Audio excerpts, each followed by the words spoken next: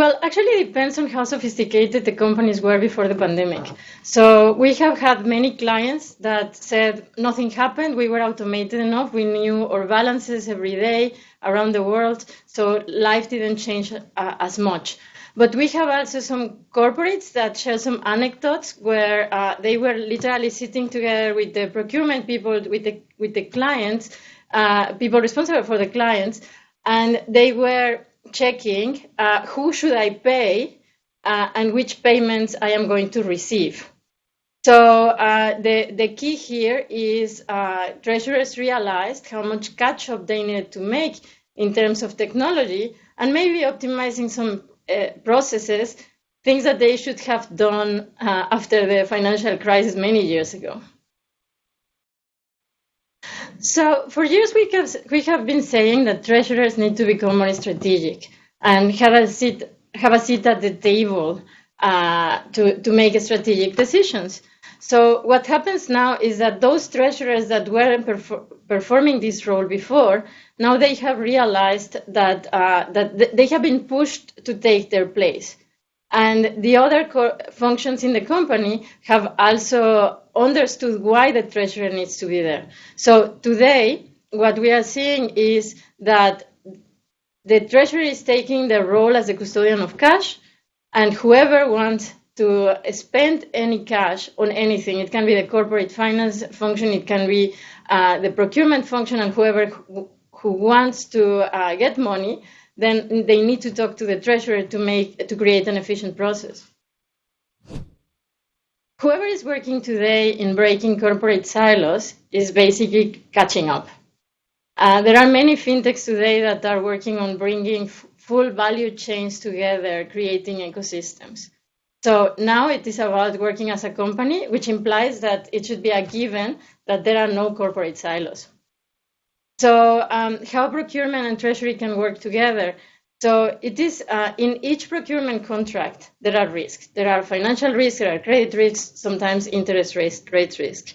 So the procurement can make these risks and this exposure more transparent so that the treasurer can work with it. So the treasurer cannot manage what he doesn't know. And in many organizations, these exposures are not even captured anywhere.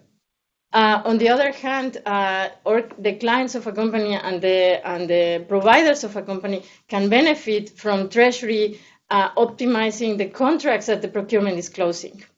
So there are infinite possibilities. Unfortunately, many corporates, in many corporates, the treasury and the procurement had never sit together. So we launched a survey pre-pandemic, and that was evident.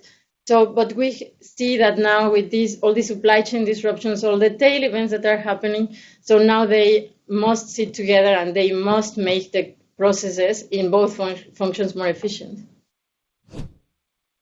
Whenever you see a survey in Treasury, everybody answers that their pain point number one and their priority number one is having an accurate cash flow forecast.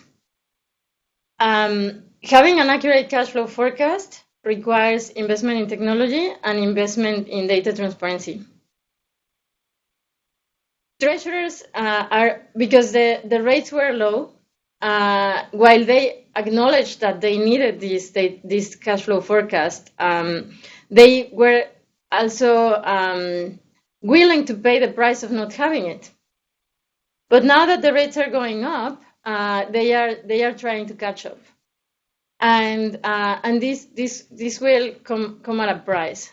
First of all, they are in a rush, and second, while many companies are already driving a Ferrari, the technology is at the Ferrari level, and some treasurers are just used to ride a bike or a small sedan.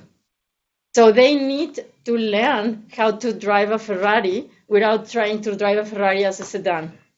So the treasurer, I believe, and the treasurer teams, they need to get more savvy on technology and data analytics and data transparency and artificial intelligence. Artificial intelligence, it's not at the optimum level now, but it's developing very, very fast. And if you don't start learning today, you will have a lot of catch up to do in a couple of years. Not in a few years, in a couple of years.